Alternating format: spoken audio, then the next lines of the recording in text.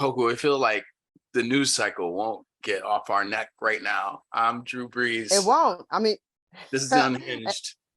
I'm Koku Puff. This is Unhinged. I mean, we didn't even get to do some fake wardrobe change out. We are just constantly, we're in a cycle. Be on it. Yeah, I don't know how to feel because an apology, some silence was broken. Some silence was broken in the last like couple hours. And what some people might call the biggest star in Hollywood issued. Fair enough. Yes. I mean, right? Like who has like the career, the length, you know, fresh off of Oscar. Will Smith has apologized in a video to Chris Rock for slapping him at the Academy Awards. Slapping him. Jeez. For slapping, like the Rick James slap. Fuck. Yo, so, you watched the whole video, right? I know I did. I did watch the whole video. Yes, I did. So what are your initial thoughts on it? I mean, the 2-camera setup, like, all right, you know, it's a lot. I feel like it's so hard in an apology, and we'll get into this later, but like the main thing you want to convey is sincerity. And I think Will Smith is just so addicted to a certain kind of a gloss and appearance that even he couldn't resist. Like, I'm gonna do, like there was a production assistant, you know what I mean? Like there was a director, you know what I mean? Like you could hear just prior to the apology, you could hear the 40 people in the background making sure lights were set up. Like you could hear like the rummaging. I was like, okay. Oh man, this is a key. This is like a fucking reality TV confessional right now. Yeah, he's got a DP for his 5-minute everything. Yeah. So a like boom that, mic. I don't know. Yeah, he's got a boom. He's got the lav. He's definitely got a lav on too. You know what I mean? Under the shirt. And I wouldn't be surprised if Jada was there. You know, I wouldn't be surprised if I wouldn't be surprised if he got notes on the first cut, like on a rough draft. Man. You know what I mean? Like, I do like, that was my first impression. My first and a half impression was like, convenient time to drop this apology, sir. Very convenient time. On the Beyonce drop day. Yeah, that was kind of, it was highly unusual. But what I will say is there's something I thought about that I don't know if anybody's thinking about. It may sound like a very bizarre take, but when he's reading the questions and sort of saying like, you know, hey, so when you, or did you apologize or whatever, did Jada tell you to do it? Will Smith has been in Hollywood so long that, you know, he's done a lot of presentations in front of a lot of people all the time. You know, he's, you know, front and center. He's got speeches. He knows how to read teleprompters. Oh yeah. It felt like in delivering what is supposed to be a sincere apology, I felt like he was kind of using a deliberate stutter technique and kind of reading a little bit to try to feign an authenticity that to me just didn't necessarily exist. So when you've been reading scripts that long, and I know that everybody doesn't read on necessarily a very, very high level, but I'm not convinced that Will Smith reads like that. I feel like there's a little bit more of a flow to his technique, so to speak.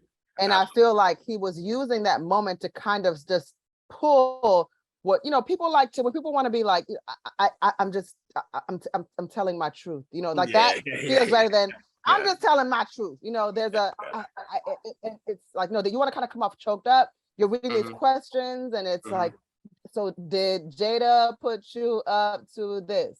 I know people that read like that. I do not think Will Smith is. He's not one of them. He's not one. The former MIT accepted student who's not having any trouble reading a simple line or two, especially when you see, like during the Oscar, you contrast that with the Oscar acceptance speech where he was still very riled up, right? The adrenaline was pumping and he was on the like biting the lip.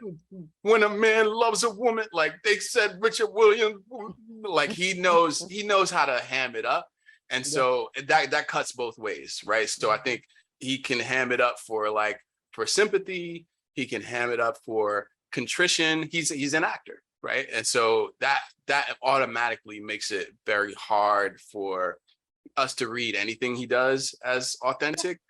But he also just can't resist using the tools that he has as an actor too, you know? Absolutely. I also just wondered about the timing of it all. And I'm not even talking about the Beyonce drop. But I mean, that would be really, really interesting though, if he was just like, yo, Beyonce can't beat me. Like, what is like, yo, this apology tour is about to be crazy. Beyonce not gonna get no traction on this album because y'all wasn't listening to Jada when she was doing Wicked Wisdom. Come on, I'm about to rep for my bitch. I'm sorry. Yo, he like, about to drop a song with Joyner Lucas. What goes on in the mind? But you know, and this may also kind of go into maybe a Khalees way of thinking, maybe. I do believe that things should be delivered in the platform in which they were done, if you're sincerely apologetic. So if you humiliate this man on a world stage, I think that you should also be able to make the apology on the world stage. But one of the things that Will said in his speech is that he did reach out to Chris Rock, and Chris just said he wasn't ready, not right now. Right. So if Chris is telling you, because Chris is the person that you have decided to apologize to, if Chris is saying not right now, that is not on you to interpret that I'm not ready to say, well, then let me go ahead and do it right now. Do it. Let me just do this YouTube real quick so that when you're ready. So hopefully don't skip the ads. I'm getting a little monetization on that too. Go ahead, go roll through the ads. Yo, and they definitely served me for the book too, for the Will book, and it's in the little like Shopify link underneath the video. He's like, yeah, Chris, I know you're not ready, but these book sales. Yes. These book sales is ready to have this conversation again, get me back in the top, the bestsellers list. Yeah, and I just feel like when I say the timing, I just mean that so first of all, the Oscars were like what, 4 months ago? Yeah. Then in the video, Will Smith says in the past 3 months. So that would be indicative to me that something was going on as he was trying, I ain't good at a lot of things, but when it comes to numbers, I can sometimes piece things out, and what happened in the month that we're not talking about? We've extracted something that we're not speaking about. Post-production. So his apology got caught up in edits. Yo, I didn't even think about that, Koku. Like that. So I said that's a whole month of your life you're not accounting for. Were you in a rehab? Were you in some kind of, were you off in a retreat? Did you hit up Dave Chappelle to find out where he went to in Africa? Like, what were you doing to find a place where now, after the so-called 3 months, this date that we've chosen today and in the now was the time to drop the apology? What are we doing? Right. Why are we doing it like this? What about, is it possible that for all 4 months, good, well-meaning people in Will Smith's life was like, please don't do this shit. And that 4 months was a back and forth battle with, although one of the best actors in Hollywood, also one of the most notorious narcissists as well, one of the most notorious sort of self-serving personalities as well.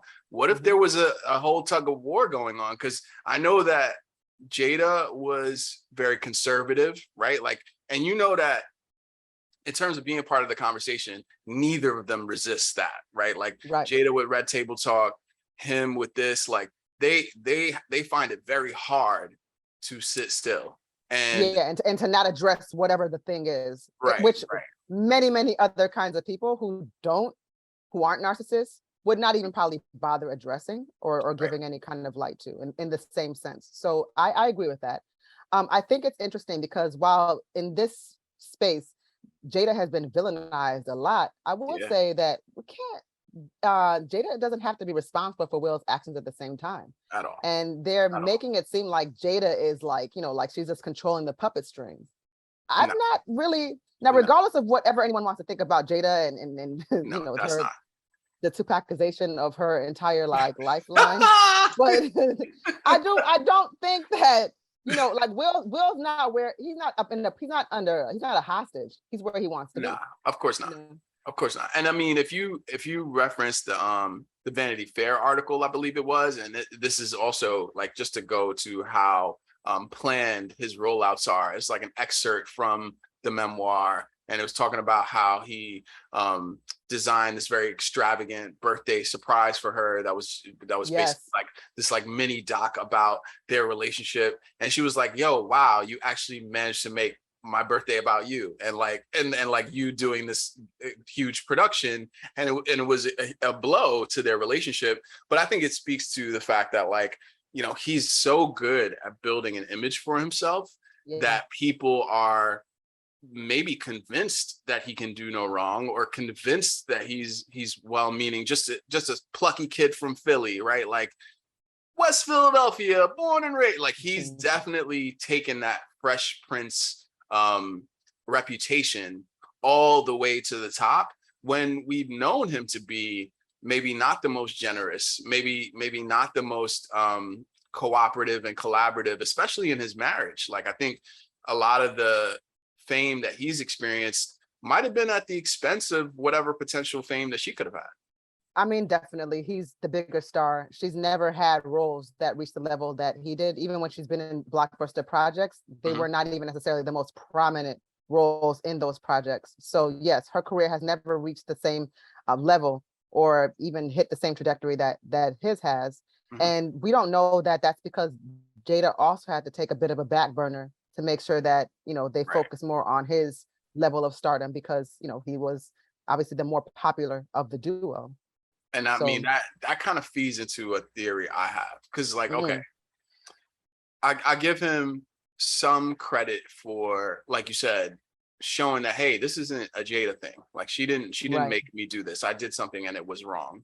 But a theory I have about late game Will Smith is that he is so uncomfortable with receding from the spotlight, and Jada has kind of claimed her light at this point in her life. That's true. Yeah. And I mean, between Jaden being as popular as he is, and that Red Table. So I don't think that Will Smith can cope with his own family being more famous, recognizable, relevant than he does. And I feel like this was, whether consciously or subconsciously, some form of like acting out against that. And I think this is a continuation of it, in fact. It's a very real phenomenon that people can, and again, I don't want to, you know, speak from like, you know, I don't want to be accusatory per se, but it's a very real phenomenon that people can compete with their families and their children. There are situations where parents are jealous of their children, or they're competing with their spouse, you know, kind of like a how dare you, I've been this.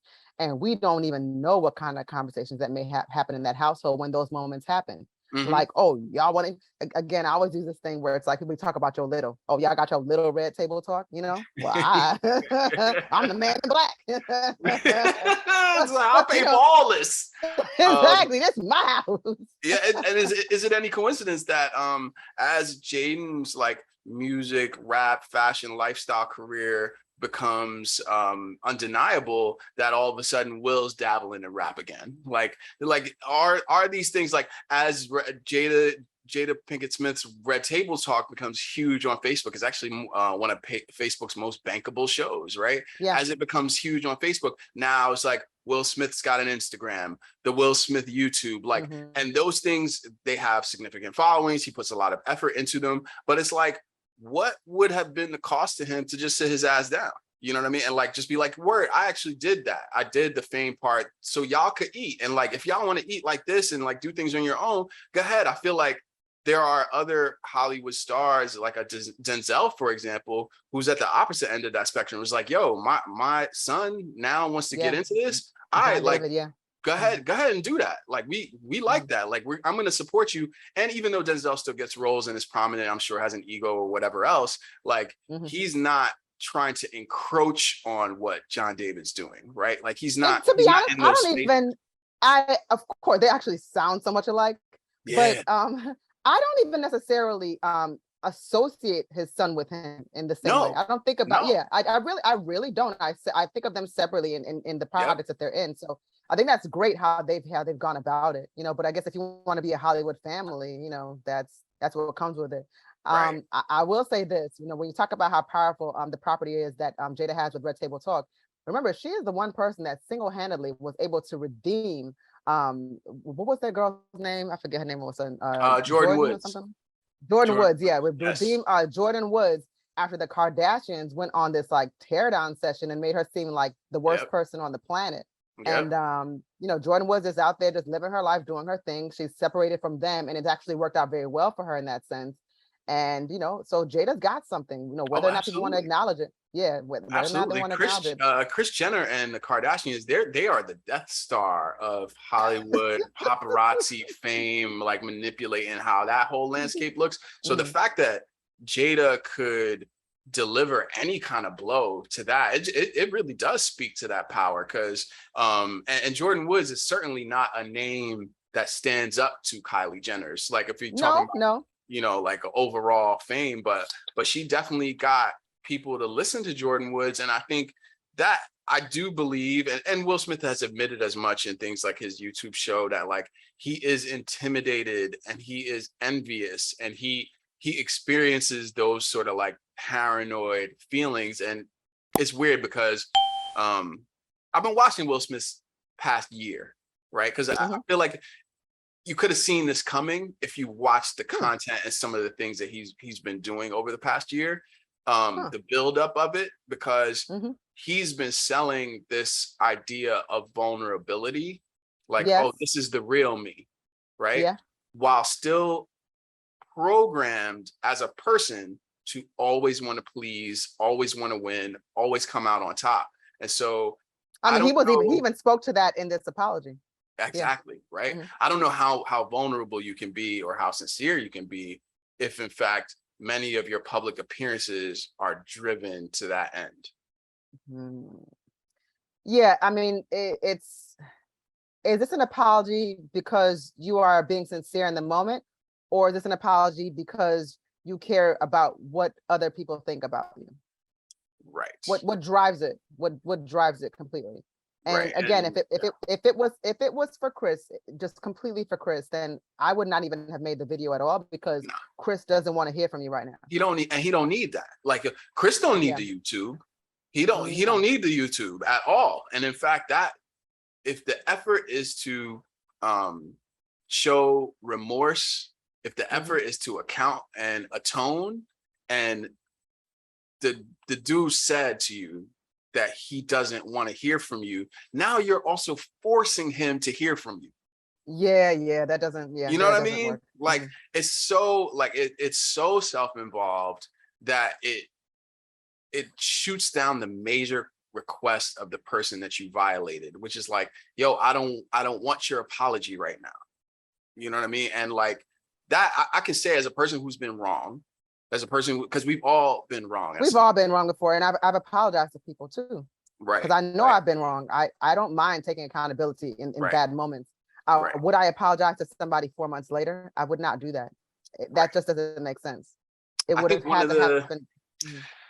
It's like I wonder what your take is on this, because like I think the question is, what's the function of an apology? What should an apology do? And so that's a real important factor. That's important. So I think just on a base level, I think we need to figure out where that person is as far as the intent. So the intent of the action that that caused a rift in the relationship. So if I slap you, obviously that's just not something that's not normal. I've aggressed you. That's something that could even be that's violence. You know, that can be taken any kind of way. You know, we're not even having a discussion. I just felt like a physical harm toward you is like, that's something that's just, I mean, I think most of us would agree that's just out of line. Like slapping somebody is out of line. So just generally speaking, if I do something that you perceive as a wrong, an apology does not need to be met with but I didn't mean this, or what had happened was. So when someone tells you that, you know, listen, the way you spoke to me the other day, I just felt like your tone was off, you know, and I just thought that you were probably being a little bit mean to me, or maybe you embarrassed me in front of my friends because it was a little whatever. It's not, well, you know, I didn't mean like that, or, you know, come on, you're always so sensitive. No, I would then ask, let's talk about it. Let's figure it out. What like lay out what I did wrong. This is like, because again, I'm talking more so about apologies, because people get so as I've said before, caught up in the sort of the right wrongness of things. You got to know how you're being perceived and interpreted. So once you've established that a person was, because a lot of times, perception is reality, right? So once you've established that you've reached a point where you may have done something, even if you didn't mean to do it, an apology can be a great way to take accountability and let the person know, listen, you can even say like, I had no idea that my tone came off that way, but I want you to know that I respect you as an individual. I should have never spoken to you this way. And if we could go back to that moment, obviously a different way of going about this would have been better. And, hopefully we can preserve the relationship. That's an apology that I can accept. Yes. Before we get into anything else, and I'm just talking about like real surface kind of stuff. Like if somebody feels wronged by you, talk about it, and then you can take accountability, because a lot of times too, when people have to apologize, it's not just things out of thin air. Yes. Like, that was kind of dirty. That was kind of wrong. And we know somebody goes in your bag and steals your phone. What's that?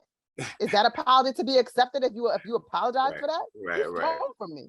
Right. I mean, I think the factor that you are bringing up here that is really relevant, and I think where the point where Will Smith fails is apologies should be about the person who was wronged.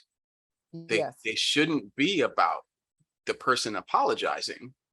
If in fact they are become about the person apologizing, I'm sorry, but I didn't mean to, but that's not what I was saying, but I'm sorry you feel that way. That is different than this thing I did was wrong, period. Right? Like, I think that's the hugest temptation, because like no one wants to be wrong as a human, right? Like it's like, no, of course not. You want to get things right. We want to get things right, and it's a shameful thing. That was the part I felt like he was accurate. He's fighting his own certain sense of shame, and I think there are times in life where shame is useful, right? Where you can be ashamed because you did something that was against the social contract. You did something that you knew was wrong to another person, and you're saying, and the shame is what shows you're a human. The shame is what shows you like, hey, I didn't interact in the way that I would be proud of, or that I would stand behind, or that I would want someone to interact with me that way, right?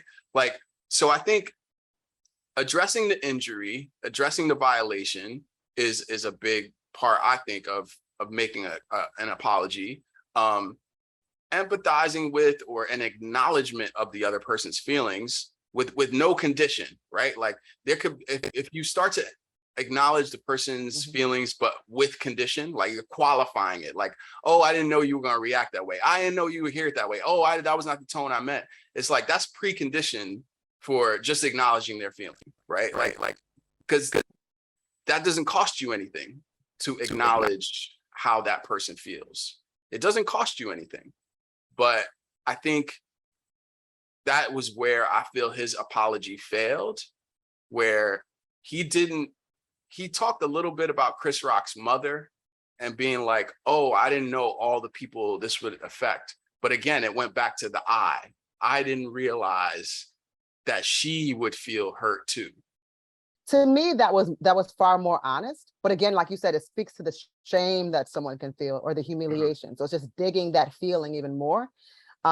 But again, it doesn't speak to actual remorse to me, as much as it's like oh my God, you guys see me for who I really am. Like, that's just kind of how that comes off. So that's why the apology fell a little short. The interesting thing that I also took away from it is that, he kind of shouted out Tony Rock. He's like, I consider Tony Rock a genuine friend. He's like, and I see now that I believe this incident was irreparable. Yeah. I thought that was very interesting language. Yeah, that was interesting language. That also strikes me as sincere, right? When you say, I thought that was sincere. I did the kind of harm in our relationship that I know was hurtful and immeasurably hurtful. I think, there are moments I don't want to like write off the full apology. I don't want to do that either. Right. And, he seems to be, you could not say anything, which is what was happening for months. So it seems like he was making an attempt to do something that's not easy to do. Right. But even with that said, I think the main point it fails on is, if the person you're apologizing to doesn't want to hear from you, don't apologize. Like it is completely about at that point. And this is, again, I'm saying this as a person who's been wrong a lot, right? Like who's had to apologize, who's had to understand what's the real meaning, intention around and through an apology. And harm reduction is a big part of it, because you might not even get to healing or to atonement or to accountability. The one thing you can get to is acknowledgement. Yes. Right. You can get to acknowledgement. You can get to at least a show of empathy for the person that you hurt. You know what though? What? I'm gonna stop you right there, because that just brought me someplace that I never thought about. I don't even know if I need an apology. I think acknowledgement, because an apology, I just don't know where that's coming from, and I don't know. I can't really gauge the sincerity in an apology. Right. But if someone can say, I shouldn't have did that. Yeah. That was wrong. Yeah. Even if they don't apologize, it doesn't mean that we'll continue a relationship, or that, we're going to be continue on the same path that we were on. But an acknowledgement of the error or of something that speaks volumes. I can get with that too. I can get with that too, because maybe they're not apologetic. Right. Right. Maybe they don't believe that they should be sorry or whatever it is. Or whatever may be the case. It's kind of, I don't want to make it as light as agree to disagree. But if they can say, this could have been handled better. Yeah. Or, I shouldn't have done that. That might be something where then, it could de-escalate. It could de-escalate something for sure. I agree with that. I mean, we're all, fortunately or unfortunately, we are all the heroes in our own story. So when we take the moment of thoughtfulness, of mindfulness to step into the other shoes and say, hey, I'm not sure where this went wrong, but I am the person who made it go wrong. It's just such a huge step forward toward any kind of like compassionate repair. So I do think that like he gave acknowledgement of the wrongdoing, but I think that has to come at the behest of the person who was wronged. And Chris Rock, he did the Heart to Heart interview too, didn't he? Wasn't he? He did. I watched the Heart to Heart interview. I know that Chris Rock and Kevin Hart, they are genuine friends, and they're actually on tour right now too, on their headliner tour. Yes. And these are two people that truly genuinely love each other. And from how they were even engaging on Kevin's show, you could tell there's a sincerity to their relationship. And I knew it was a big deal, and that it was very important for Kevin to make sure that that Chris had the space to even be seen, or just to have like a nice jovial time, because he didn't gotcha him. And obviously this must have been pre-planned, and I'm sure they've had all these kinds of conversations about this and off camera, but they did not bring up the slap at all. No, they didn't. And I think that's that just shows the extent of the injury, right? Like, I mean, that's what I got out of it. Yes, I said yes. So to see, and that episode came out before we just received this, this late coming apology. So Will Smith had to have seen that, and then probably was wondering, like, what was he going to say? What did he say? And or maybe he didn't want to see it, or didn't want to hear about it because he's so ashamed. Who really knows?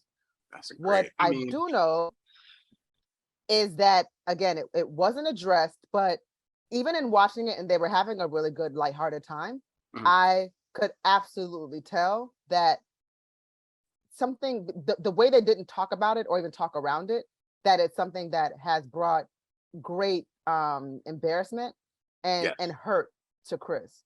And yes.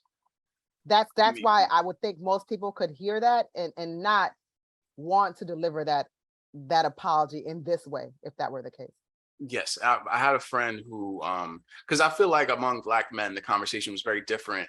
Like interior conversations about this between Black men were very different than the overall public conversation, where everyone was kind of like, jumping into their different tribe or point of view and using that, using this incident as a proxy or as a representative for their point of view. I think for Black men, when we internally talked about it, Will Smith broke a code, and a really good friend of mine put it very simply. Will Smith broke a code, and what Chris Rock did in his immediate response was to uphold that code. It was like a code of honor, which is to say that if Chris Rock had hit Will Smith back, if he hadn't kept his hands behind his back, in fact, it would have been pure pandemonium in that white space. There would have been police on TV. You know what I'm saying? It would have been West Philly versus Bed-Stuy, right? It would have been very crazy. This is the thing I keep returning to, though. Like who do you think you are, or who have you been where you believe you can slap somebody and walk away with your back turned and nothing will happen to you? A king. Like, he must have believed he was a king. That's why I'm saying, like, there's so much more to this than anybody even realizes, because we're just not, we don't have that lens. But I'm telling you, like, if there's no one in this world, I would do that too. And if that had happened to me, if I were Chris Rock, I wouldn't have hit. I do not believe, like, I'm not trying to act like I'm just out here, you know, just ready to rumble. I don't believe even on that stage that I would have hit Will back either. I don't believe I would have did that. I think I would have just been like, okay, let's handle this backstage, even though I'm like half his height. Maybe I'm gonna get stomped out, but we'll do it that way. But I wouldn't have did anything in that moment. So I actually kind of understand how Chris Rock tried to preserve something in the moment and tried to keep the show going. That's why I respected that about it. But I don't know, man. That's some weird shit. Yeah, and I mean, it makes you believe that Will Smith sees himself as beyond reproach, and that is the main factor that makes an apology seem insincere. Because if you truly believe that you should go up on stage during one of the most public sort of broadcasts for your industry and do something like that, and then turn your back, you in your core self believe you are beyond reproach. So even if some of your surface selves is like, okay, well, this was wrong, your core self really thought that was okay to do. You know, it's something, I'll tell you what did seem sincere to me. So this is a perfect example of how this could have worked for me. If Will Smith and Chris Rock could have gotten to a point where they would be in the same room and have this conversation openly in the same room, and Will would have apologized in that room, if they ever could have gotten to that point, I would have believed and accepted that it was sincere. Just in the way when the dark-skinned Aunt Viv, when Will had her in the audience during the reunion, and he apologized in front of everybody, and you could see on her face, like, finally, thank you. Like, I've just been sounding like a crazy person all of these years. And everybody thought I wanted something that I didn't. I just wanted to be acknowledged. And what happened? Will acknowledged that he was young in the moment, which happens. And he acknowledged that, yes, he had something to do with her career coming to a screeching halt. This is a woman that is a classically trained dancer, excellent actress, beautiful. And, you know, I don't want to take anything away from the second of it, because she sort of walked into a minefield. But so I'm sure she's probably dealt with a lot of things in her lifetime based on, you know, what happened, what transpired before she even probably knew anybody on set. But it was so good to see him give her that moment. And that's the kind of apology that I can appreciate, because it happened loud and he apologized loud, but in the appropriate way. So if they can get to that, I would love that. Thanks for checking out the Unhinged podcast with Koku Puff and Drew Breez. If you like what you see, make sure you like, subscribe, and ring that bell.